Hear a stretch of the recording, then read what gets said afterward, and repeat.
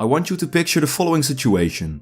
A father and a son having breakfast before the boy has to go to school. The boy spills things and gulped down his food. He put his elbows on the table and spread the butter too thick on his bread.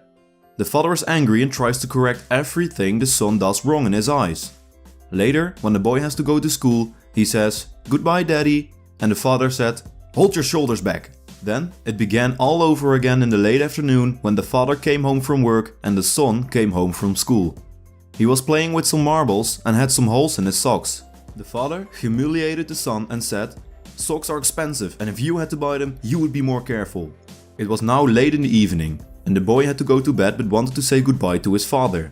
So he walks up to his father who is reading and the father glanced at his son saying, "What is it that you want?" The boy said nothing, gave his father a hug and went to bed. As you can tell, the father does nothing more than criticize, condemn and complain to his son about his faults. The father expects way too much of the youth. He is comparing a little boy who has to learn all these things with a grown-up man. There is so much that is good and fine and true in the boy's character, but the father just doesn't see it. He has eyes only for the faults. So there you are, human nature in action. Wrongdoers blaming everybody but themselves. And we are all like this. So when you and I are tempted to criticize someone tomorrow, let's remember, instead of condemning people, let's try to understand them. Let's try to figure out why they do what they do.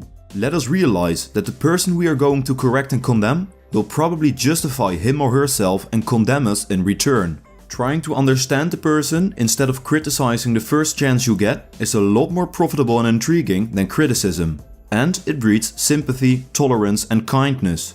To know all is forgive all. When dealing with people, let us remember we are not dealing with creatures of logic, we are dealing with creatures of emotion.